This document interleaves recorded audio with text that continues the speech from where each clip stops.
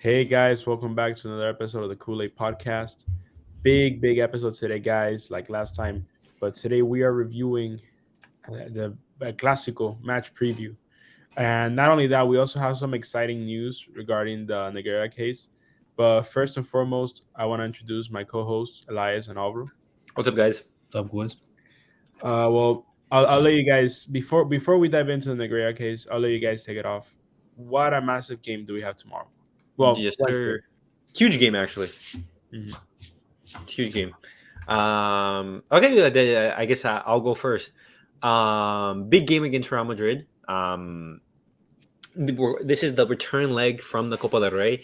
Guys, you do remember that in the first leg we did beat Real Madrid 1-0. It was after the Manchester United loss, the loss against Almeria. And so we were going into that game with a lot of doubt. The team wasn't in great confidence. And Barcelona had a tough, grindy result. They defended basically the entire game. It wasn't a Barcelona performance at all. It wasn't like that at all. But Barcelona got the job done. And now we're going into the second leg with a goal advantage. Now that's huge. Barcelona is going to be missing some key players, and we're going to dive into that a little bit later. But we should be. I'm expecting the game to be similar to that of the game that happened in the Camp Nou a couple weeks ago, right before we left for the international break. And in that game, Barcelona went at Real Madrid. They would press very very high. It was a high intensity match. It wasn't cagey. It wasn't like that at all. It was end to end. And I expect more of the same for that game. So that's my thoughts on how the game is going to end up. It's going to be much more that game in the Camp Nou than the game in the Bernabeu. Yeah, for sure. We know it's a very small lead that we have. It's only a one goal lead. This game's gonna take everything from us, um, especially considering the injuries we have.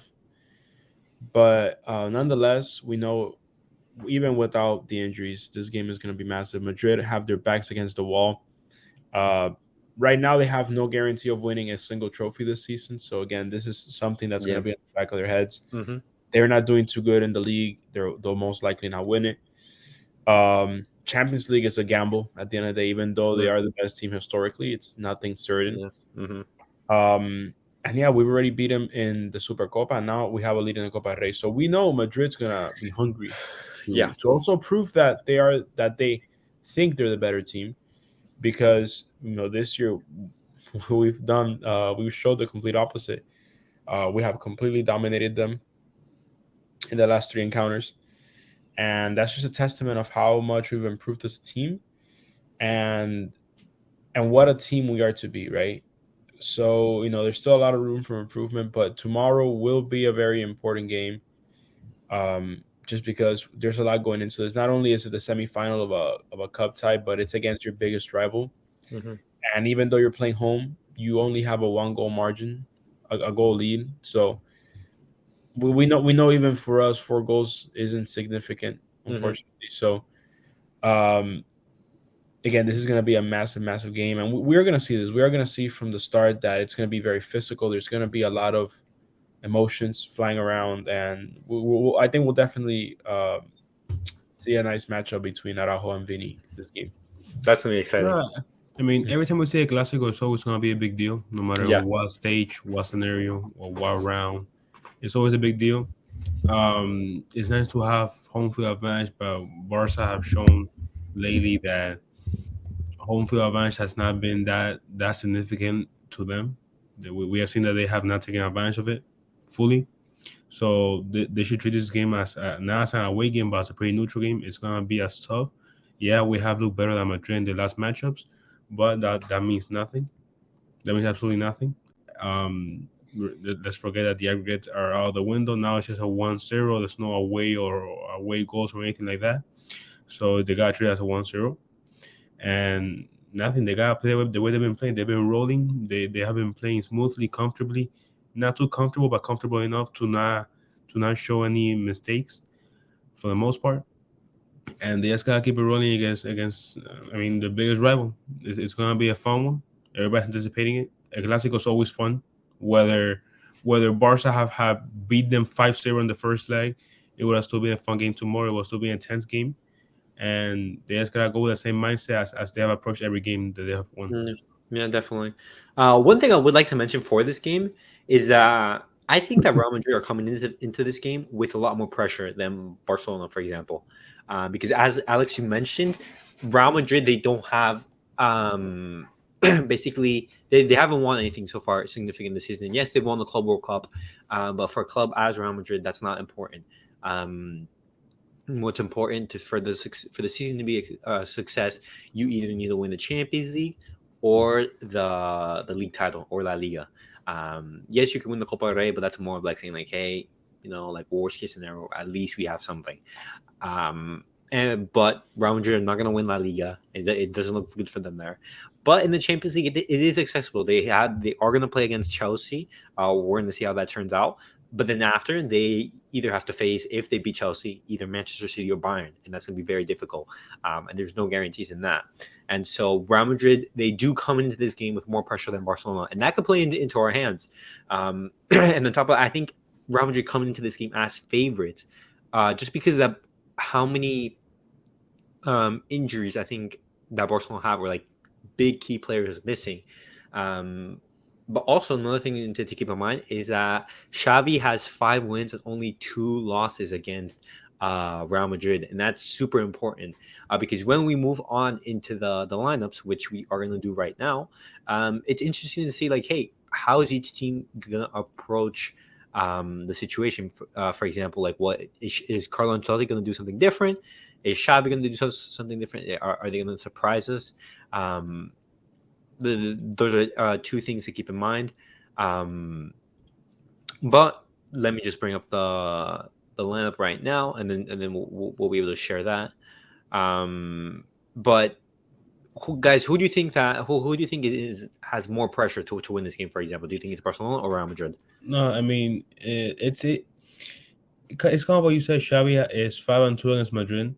I feel like Madrid, they have the pressure to show that they're still the big dogs, the quote unquote, because they're in the running for a Champions League.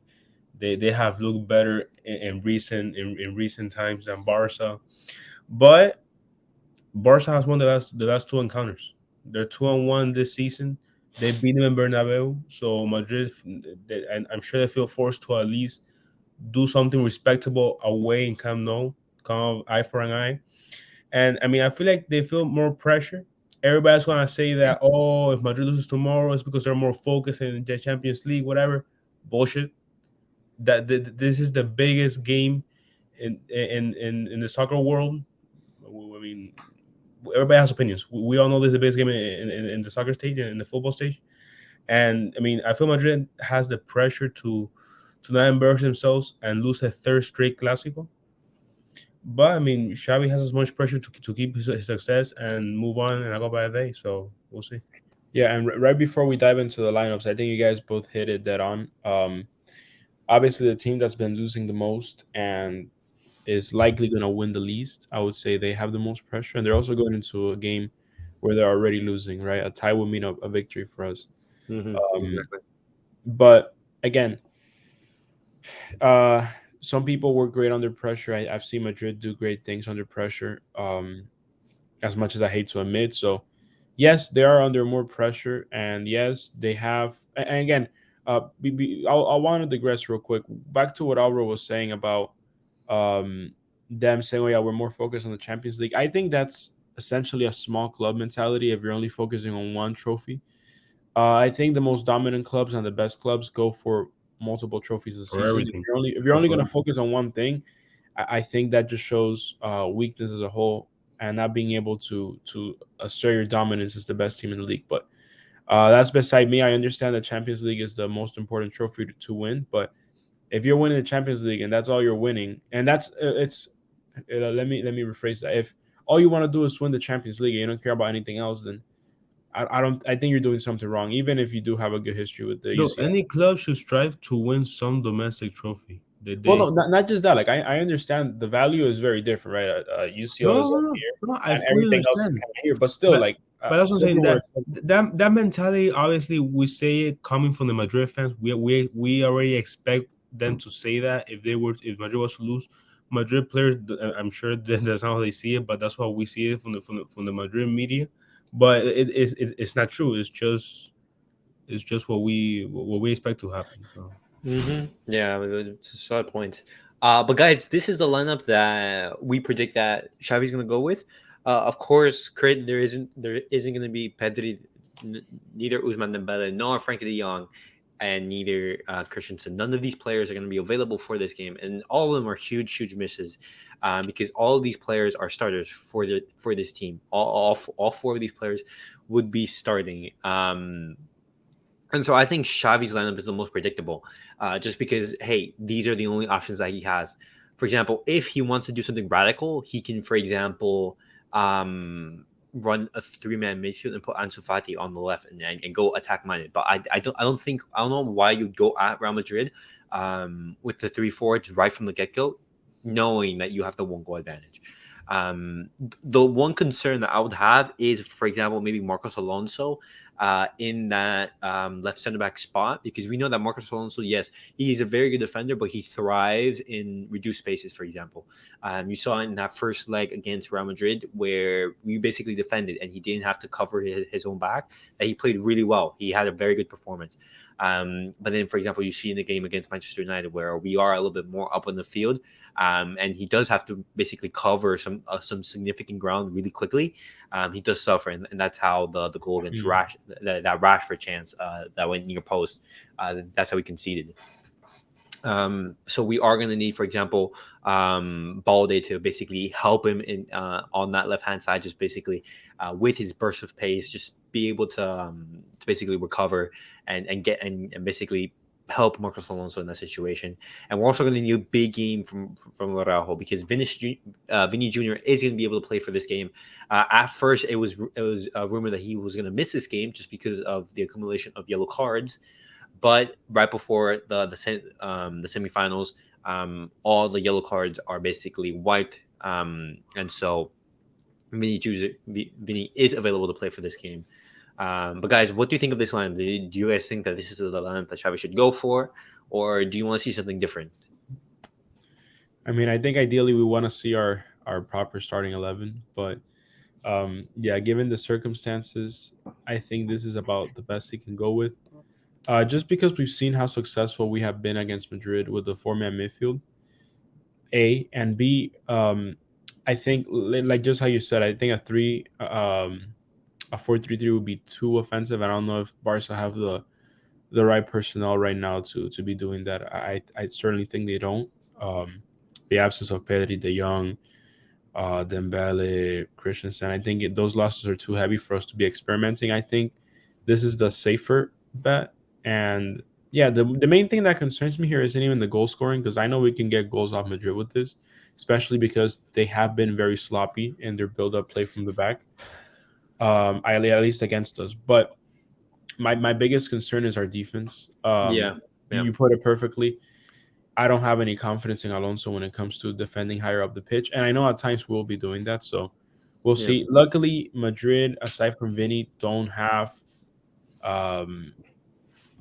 I mean, I'm thinking Rodrigo maybe, but aside from maybe Valverde, who goes up a bit, they don't have players with incredible pace. So I think he can keep up with most. He'll probably have to mark Karim Benzema for the most part. But yeah, I mean, the backline isn't terrible. The main thing that scares me is Alonso, and obviously, it goes without saying, Vinny is always gonna be on our radars for someone to look out for.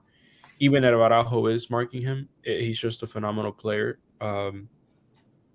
whether we like to admit it or not. And he's always going to be a threat down that left-hand side. Again, I think this game is going to be a matter of how well our midfield can hold the ball and control the game. Because offensively, I don't think we're going to be producing a lot this game. Hopefully, I'm wrong. And we can score a couple goals, not concede any, and then we would just comfortably right to the final. But sorry to interrupt you, but that is one of my fears. Just saying, because with that midfield, I don't think that we're going to be creating like loads of chances. For example, yes, Kessie is great going forward, but we know that he isn't the most technically gifted player. You know, for example, like he's not the most press resistant player. He's not Frankie de Jong, who could basically receive the ball, basically let off pressure and run and carry the ball and break lines. Yeah, Uh, he's not that type of player. yeah, he's not that type And of player. I think he understands that. But the thing that I like about Kessie is that when we need him, he shows up. And I'm not just talking about the last El Clasico when he scored that clutch goal at the end of the game, but I'm talking about whenever he's been, for the most part, when he's been subbed in, he has performed and he has done what he's needed to do. Yeah. I think with the players we have, um, we can definitely hold down Madrid's midfield, especially as they're an aging midfield. But it's not a team that you can underestimate, because you still have players the likes of Luka Modric, Tony Cruz. You still have players that are class, that have been class for many years, barring their age. So it's still going to be a threat. I just think um, Xavi, again, he's the coach, not me, and I have nowhere near the ball knowledge that he does. But I think what he's going to try to do is try to keep the Madrid midfield under pressure and just holding the ball, creating chances, but not being too gritty. I think he'll be happy with a goal scored and just holding down Madrid's attack and not Yeah. allowing any major chances. Mm-hmm. Look, ultimately, we just need our best available 11. Honestly, we like I said, we will have to see Pedri, we will have to see everybody else in. The last thing we need is Xavi experimenting.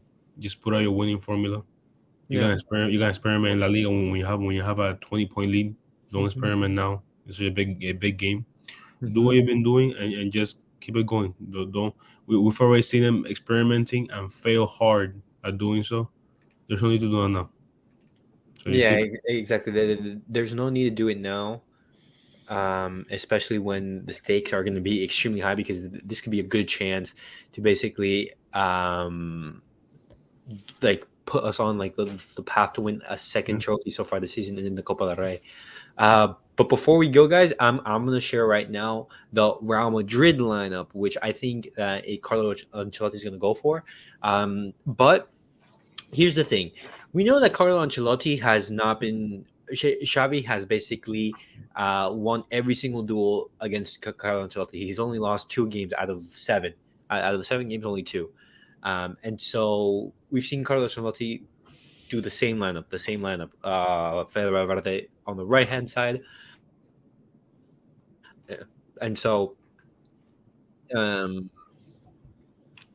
I'm expecting Carlo Ancelotti to do something different. For example, because you're not going to go for the same formula over and over and expect different results. I think that Carlo Ancelotti is going to do something differently. And so I think that he's going to. I think Rodrigo's starting, because after his performance so far in the weekend against Valladolid, where he did perform, I believe that he got a goal. Yes, he did get a goal. We could see him to start. What could happen is that we can see maybe a 4-2-3-1 instead of a 4-3-3, where you have Valverde and Rodrigo, for example. But then who would you take off like from the midfield? That's a question mark. But how do you guys think that Ramos is going to approach this game? Do you see Carlo Ancelotti like changing any tactics, or do you see him like going with the same formula that we've seen so far, with basically Fede Valverde as the basically like the full swinger? I honestly think he's gonna do something similar. I don't see him changing it up too much. Not that they need to, because aside from a couple of times where we have completely dominated, I think in the last couple of games it's been closer than we'd like to admit. So I think it's just been a matter of us playing better and then not clicking entirely. But I think he's gonna do something similar. Maybe it's what you're saying, and he starts Rodrigo, but I think he will be missing out a lot on Valverde. So it's only a matter of who he considers would be the best fit. But I think it's going to be roughly something similar to what you have on the I screen. agree with Alex. Ancelotti has not. Madrid have not been that outclassed by Barca. The games have been good enough for Ancelotti to not have to completely change the tactics. I think he does a pretty similar. He has a pretty similar approach to this game. Okay. I mean, he's a world class coach, so Yeah. he knows how to read the room. But I really don't expect major changes coming. Okay. Okay. Guys, before we go, I wanted to talk briefly. This we might need another episode for this once everything gets a little more clear. But so far, the Nigeria case has been it's been a circus. Yeah. Yeah, Did you want to talk about the statement that Barcelona put out talking about Javier Tebas? yeah. Yeah. If I'm not mistaken, Barca put out a statement saying that they would like for the president of La Liga to step down from his position, which Uh-huh. I think it's an outrageous claim, but I think it's rightfully made, just because of all the defamation against the team, all of the false accusations, and I think I think it's horrible that we see this like this, and all the bias that is so apparent. I just Yeah, terrible. exactly. So guys, if you haven't known already, if you live under a rock, FC Barcelona put out a statement because there was a report that came out from La Vanguardia, in which Javier La Liga president Javier Tebas is linked to the presentation of false evidence to the public prosecutor to incriminate FC Barcelona. So he basically gave false evidence from the Negreira case and basically say, hey, this document is basically evidence that proves that Barcelona paid the rest, for example. And it turns out that that this evidence was false. And I see Barcelona later put a statement saying like, "Hey, how can you have your president like doing this and basically trying to tarnish the club?" And then you see at the very bottom, the thing that we all wanted is that the FC Barcelona say at the very bottom in the last paragraph, Mr. Tebas should resign from his post, aware of his obsession with persecuting FC Barcelona and showing his constant adverse and manifest dislike of our club. And then they basically say like, hey, we understand that he's gonna still basically gonna keep saying that he's innocent and he's gonna try to damage FC Barcelona as much as he can. And this is in light of him basically attacking FC Barcelona in our previous episode when we talk about the Negreira case, on how he was basically mentioning how or the quotes how Laporta should resign. You know, like how can you have this Negreira case? How can you be paying the referees? And this is so great having Javier Tebas say this because this just shows that Laporta's doing a fantastic job. And what an amazing president that we have, because the president of our club basically went against La Liga, basically saying, hey, you can't have free reign. You can't be allowed to do what you want to do. And so FC Barcelona put out a statement. We will let you guys know any ramifications that come from this. If Javier Tebas is going to receive any punishment, we don't know. But we just wanted to give you a quick update on the Negreira case. But hopefully, we do see more information, and hopefully, Mr. Tebas is basically he does resign from his position, because I don't think you can have a president basically attack a club of FC Barcelona's stature. Yeah. Do you guys have any comments before you guys? No, What's again, that? yeah, I can't wait for actual action to be taken. And I just want this to be over, man. I want justice to be served. I think it's been too much, and we'll see now. But hopefully, it goes our way, and we stop with the shenanigans. Mm-hmm. Okay. Perfect. So guys, that was it for tonight's episode. We gave you that El Clasico preview. But before we round off, guys, score predictions, match predictions. I'm gonna have what's that? 2-1. 2-1 in Barcelona's favor, and that means that we go through. Okay, Alex. I'm actually gonna go for a 1-1. You know what? Okay, yeah, I'm gonna go for that was my second guess. We score one, they score one. The total score will be 2-1, but I think it's gonna be a very close game considering we don't have a lot of our starters. But I think it's gonna be a 1-1 game. I was actually gonna go for the exact same result. I was torn between whether I go for a 1-1 or go for a 1-0 Barcelona victory. But I am gonna go for a tie. I'm gonna go for a tie. I think Real Madrid is gonna put on the pressure on Barcelona. But I believe that Barcelona is gonna have enough to basically go through into the next round, and hopefully we come back here Wednesday afternoon, guys, and we see a very good result. But guys, as always, remember I post a link on Twitter if you guys ever want to join and discuss with us. Always feel free at Kool Podcast 10. Also remember to go give us a follow on Twitter. But if you guys ever feel like joining, I post a link and feel free to join. As always, guys, like, subscribe, and comment. Subscribe to the channel, and we'll see you guys all on the next episode. Peace out, guys.